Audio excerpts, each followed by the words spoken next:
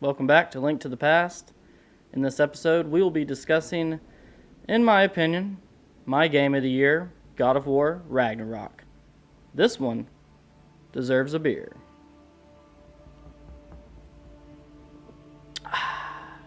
So cheers, everybody.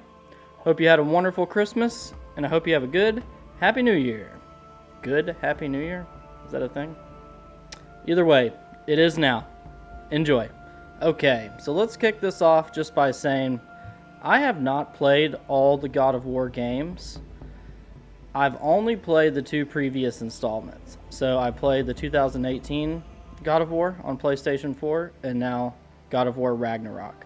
I do own the first God of War on PlayStation 2, but unfortunately my PS2 is not working right now. It has some disk drive issues or something. It's acting funny. So as soon as that thing is working, I'm going to be starting back over with this series from the beginning and just playing it all the way through and discovering the whole story of Kratos. I know a little bit about his backstory, but I just wanted to put that out there that I'm not some super fan of God of War. Before we get into this review, I am a new fan, I would say.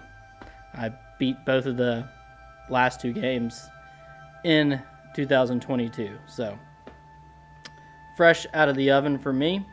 It's been a whole year of God of War, and I have to say, I am definitely a fan now and enjoy the series quite a lot. Now, with that out of the way, I will be talking about spoilers in this video. If you don't want this story ruined for you and you want to go in fresh, please stop the video now and come back after you've played the game. Okay, so let's get into the story first. God of War Ragnarok is a direct follow-up with the 2018 God of War. Now, if you played that game, you know that Kratos and Atreus both killed Baldur at the end of God of War 2018. This started Ragnarok, this event. Once that took place, Fimbulwinter kicked in, and it's basically 3 years of just endless winter until Ragnarok hits. And that's basically where you start off with in God of War Ragnarok. I believe it's towards the end of Fimbulwinter. I believe they've been living in it for a few years at this point, and you're heading into Ragnarok, basically. Just from the start, you're going to feel right at home if you played the previous installment, gameplay-wise, appearance-wise, and even with the story, you should be very familiar with what's going on and feel right at home. Starts off, Atreus and Kratos' home. You can tell immediately some things have changed. Atreus is not a boy anymore. He is becoming a man. And I would say this story, I wouldn't say it's solely about him, but it's definitely pushing Atreus to the forefront. You can tell that the tide is turning with Kratos being that main character. I honestly think this will probably be the last game that Kratos will be the main character. He might be in the next game, but I definitely think it's going to be Atreus' game. Rightfully so. I mean, the passing of the torch has taken place, and basically Atreus is becoming his own man in this game. And that's kind of a big storyline of this game, is Atreus taking these next steps to become the man that he wants to be. He's searching for those same answers he was looking for in the previous game, and honestly, he finds a lot of them in this game. Also, right from the start, things kick off with a bang, just like they did in the previous game with Baldur, except this time with Thor. You have this pretty epic introduction of Odin and Thor as they come into, basically just appear into Kratos' home and try to make a peace treaty with him that if he kind of squashes the beef between themselves, you know, everything that happened in the previous game, because Kratos did kill the two sons of Thor in the last game. So obviously Thor's not too happy about that. And Odin basically says, you know, listen, if you back off confrontation between himself and Odin and their beef, he would keep Freya at bay, at arm's length from Kratos. And honestly, Kratos looks at him just dead in the face, and he's like, no, sorry, can't do that. Can't do it. Too much has happened. Too much is at stake. You've taken too much away from me. And that bridge has kind of been burnt. Now, obviously, Freya is still headstrong about getting after Kratos and Atreus after they killed her son in the previous game. But I always had a sneaky suspicion that she would not turn out to be bad in the end, and she would end up helping Kratos, and essentially that's what ends up happening in the end. Freya does come back to the good side and aids Kratos and Atreus after Kratos helps her out and goes and rescues her brother, who is captive. Once again, Freya is back into the fold with Kratos and Atreus, and their attention is back on Odin. Her attention is not on Atreus and Kratos anymore. It's almost hard for me to gather my thoughts from this game being just on such a large scale and so epic as a whole. I mean, you're essentially talking about a 25 to 30 hour game, and that's not with me playing a lot of the side quests and stuff like that, because I'll be honest with you, I work a full-time job, I'm engaged, I have things going on outside of playing video games, and I'm lucky enough to be able to get an hour or so in a day, typically, if I don't have too much going on. But even with that, it takes me months to complete a game like this, just playing the regular campaign. And I do want to jump back into it and kind of explore some of those side stories now that I've beaten the main campaign. But it is very fleshed out. There's a lot to do. I think overall, this story, don't get me wrong, I don't want to compare the last game and this game particularly, but the story just has so much more depth in this installment just because of the stakes that are at hand, basically the end of the world being Ragnarok. And there's only so much they can do. There's only so much that's in their control. And basically these characters are having to dive deep down into decisions that they've never had to make, and they have to change. Like, there is real change within these characters in this game, meaningful change, and a lot of it is stuff they're almost forced to do. They don't really have a choice, which I think is pretty epic, and it shows more of a vulnerable side of some of these gods, a side that hasn't been shown a lot. And I appreciate showing the struggles of Thor being pushed around by Odin, and he's basically just like a killing dog, it's almost just like he's just like, go kill this person, go kill that person. And Thor, he's dealing with loss, he's dealing of his sons, and he's drinking a lot, and just kind of just seems lost as an individual throughout this game. And he's one of those characters that shows a lot of growth towards the end. And then, you got his siblings, his daughter. She's a pretty cool character that interacts with Loki, as they call him in Asgard, or Atreus, as he's referred to when he's with Kratos. And then, of course, you have the struggle. Atreus becoming his own man, wanting to take these steps, these leaps of faith. And then you have Kratos over here, who is this hardened individual that's becoming softened over the years, becoming a dad, and then suffering all this loss. And he's trying to find balance, and he's trying to train Atreus to become his own man. And the conflict and the struggle between those two is such a beautiful and meaningful thing. And I think that's why myself and many others gravitate to games like this, because the storytelling is relatable with a dad who's struggling to communicate and bond with his son. And I think a lot of fathers can relate to that. A lot of sons can relate to that. So I think there can be a lot of bonding just between fathers and sons in between this game. And I just have to say, the writing, the voice acting is just top notch. Like, the voice actor for Kratos actually won, what award did he win? Voiceover of the Year, Performance of the Year. I can't remember which one it was, but it was the big one at the Game Awards, and had a really long speech too, but we won't get into that. I'm just blown away by the production value of this game. It's really like playing out a movie. And you have some incredible boss fights that just take place throughout this game. The enemy variety is definitely ramped up considering the last one. I think there's more variety. Things are a little more challenging at times.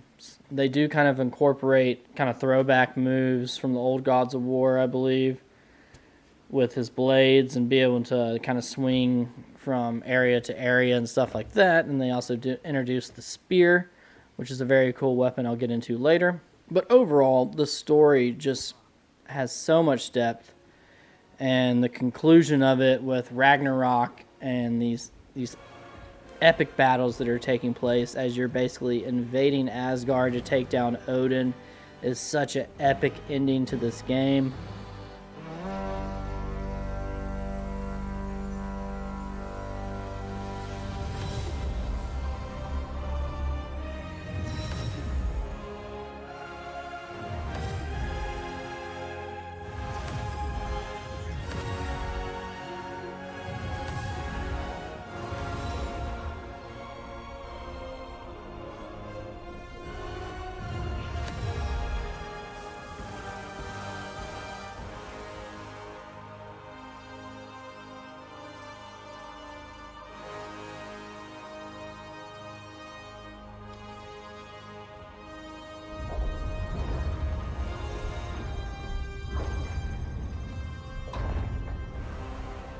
Ready yourselves.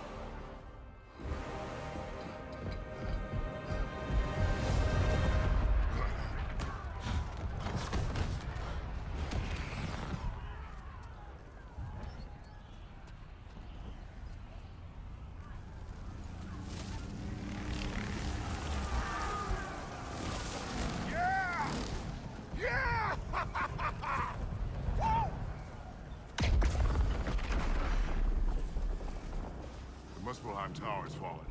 If Odin goes after Niflheim next, They're trying to shut out Ragnarok. gotta stop those war machines.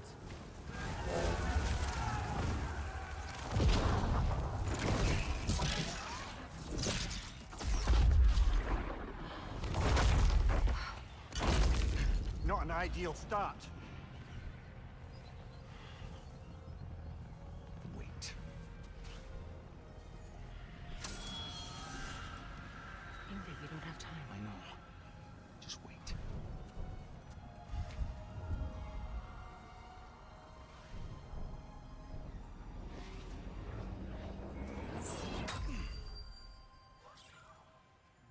Ingrid! You meet some incredible characters along the way, and some of these storylines just, they're heartbreaking at times. I mean, people are losing everything and just giving up and sacrificing so much. Sindri?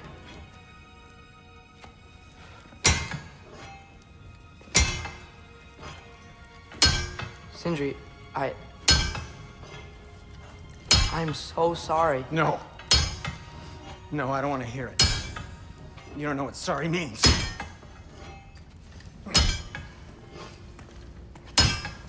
We're not letting Odin get away with this. Would that be the Odin you invited into my home?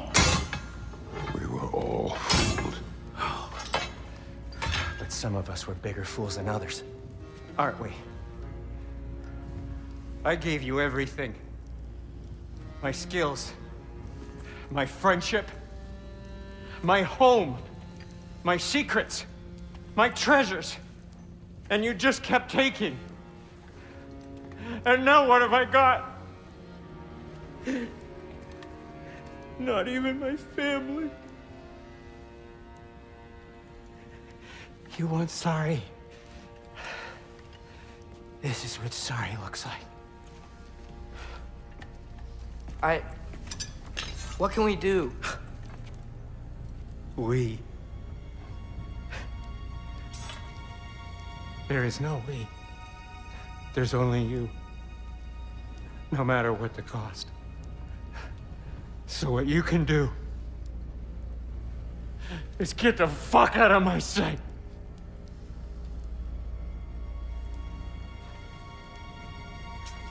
Come, Atreus. Leave it be. More than how you wish. And I just think the way it ended kind of surprised me in a bit. I'm not going to lie. I thought Kratos was going to die. The way they were kind of projecting it in the last game, and then some of the prophecies that were laid out in this game, I thought for a fact that Kratos was going to die. Wait, is this my shrine? I've been wanting to see it again.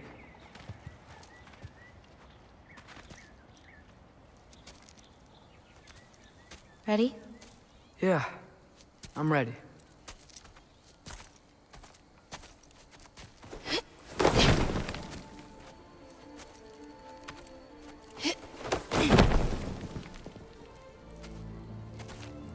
I've seen this before, where we scattered Mother's ashes. It was on the wall. Everything had happened already, just the way it said. But this part was damaged. Oh, that's us. It's in the bag. Huh. Wonder who he is.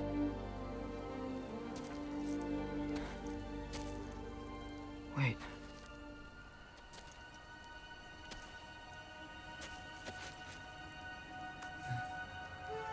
No. No! It's not right. That can't be what happened.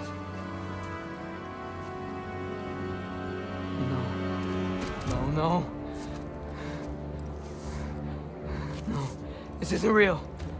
Ironwood's not real. Ungar's not real. None of this is real! Ah! Hey! Whoa, you're okay! You're okay. It's all alright. It'll be okay. Look at me. Hey, calm down. Calm down. It's fine. Just breathe. Hey, breathe. Good. That's good. See, it's okay. Let go. Come on back.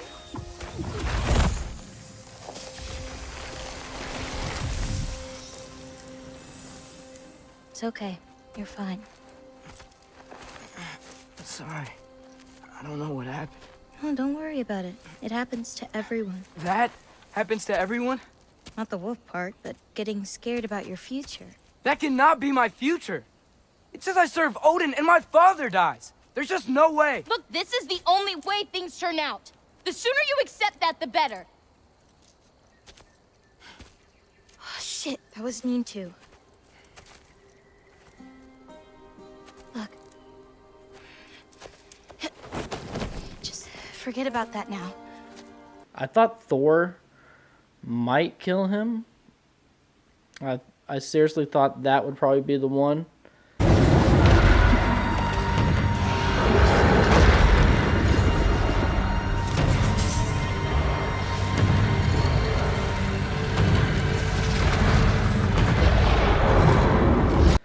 But I was wrong. In the end, he does survive. They ended up taking out Odin.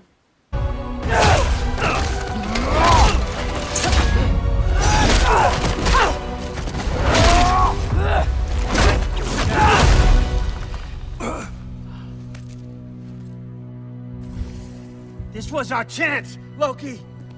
I could have had my answers. I could have learned the truth. You took that away from me. I could have made things better. We could have made the 9 realms better. This was never about the realms, or me. It was about you. You destroyed everything. My home, my family, my kingdom. You did those things. Your choices.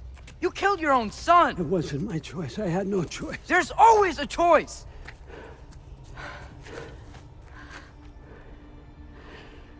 You have to stop.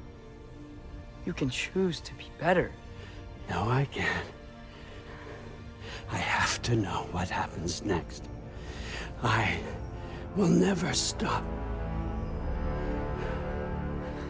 Why'd you have to say that? Sofna. Apfra. Tesu.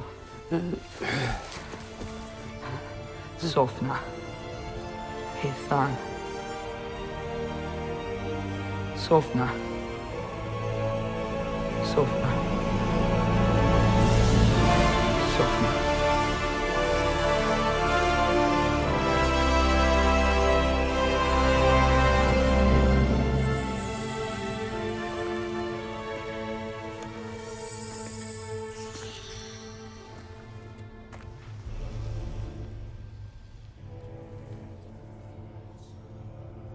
What do we do with him?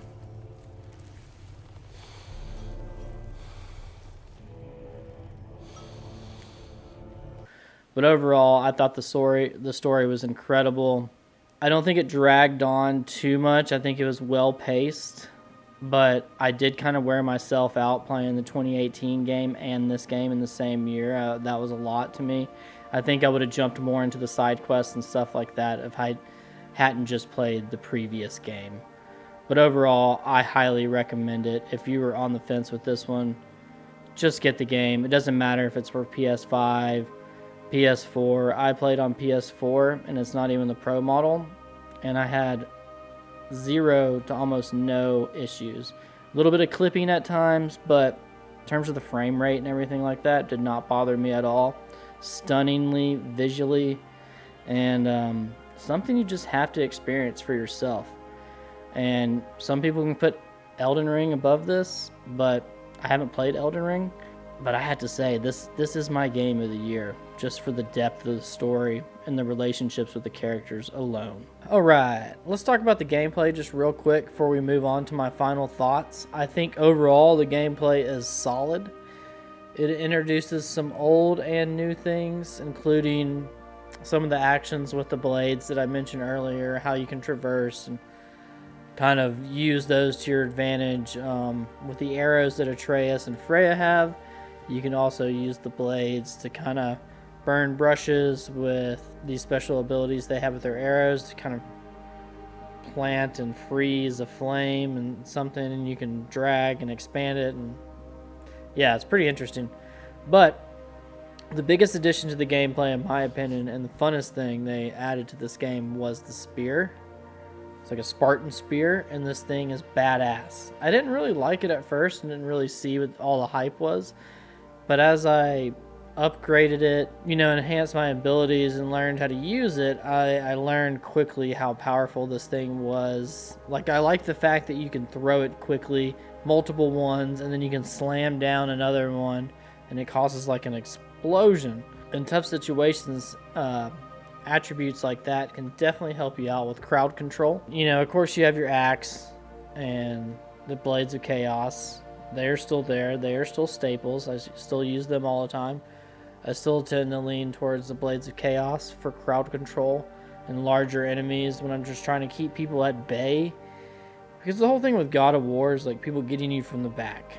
That is always the thing, especially people that can kill you with not a lot of hits and cause a lot of damage, so blades of chaos and stuff like that, where you can whip them around, definitely help in that cause. I think for some reason the Leviathan, or whatever the axe is called, I tend to use the least out of the 3, I would say. And it's not like it's a bad option or anything, but it's just more fun to use the blades of chaos or the spear. But overall, the gameplay is what you expect it to be. It's very similar to 2018. I think the boss fights are a little bit better in this game. There's a little more variety with enemies. The puzzles are still there, and they are incredible. Sometimes they wear you out a little bit with how much, you got to find this switch, throw this axe up here and freeze this. blah blah blah, but you know, it's not to the level of like Portal 2 or something, so you're not going to be sitting there all day trying to figure stuff out. But overall, gameplay is amazing. That's why we're all here at the end of the day. That's what you're doing a majority of the game, besides watching the cutscenes. It's the gameplay. So if you don't enjoy it, I don't know why you're watching this review or trying to play this game in the first place, because it's exactly like the last one. You'll either love it or hate it if you enjoy that type of gameplay. Okay. One more sip of beer before our final thoughts.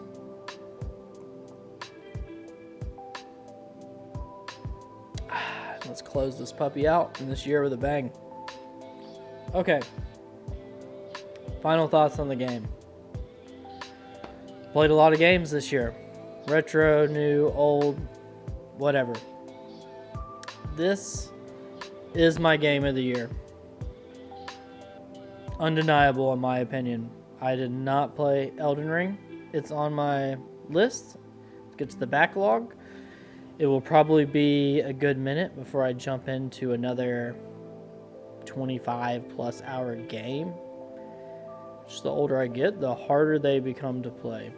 But with that being said, if you were going to play 1 or 2 a year, 3 or 4, this is one of them you should pick up. Do I think you need to play the previous game or the older games on PlayStation to enjoy this one? No. I don't think you need to. I think it would be helpful to play the last game. Especially just getting familiar, just how you play with Atreus or Freya in this game. Because, yes, it's you battling these people, but at the same time, you need to rely on your partner, per se, to help you out in battle. And if you don't, honestly, you won't survive. You won't make it. So, do I recommend going back and playing the previous game?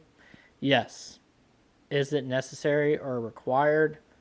No. So, it's my game of the year. I'll put it up there with anything.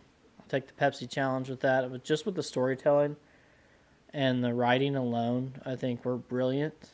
The voice acting was incredible. Music's incredible. Gameplay is fun and addicting. Like I said, I don't play a lot of these longer games, but something like this I can really get sucked into. And it always leads you to want more, which I think is good in a game. There wasn't really a moment where I was like, nah, I'm not really feeling this. I'm just going to move on to something else.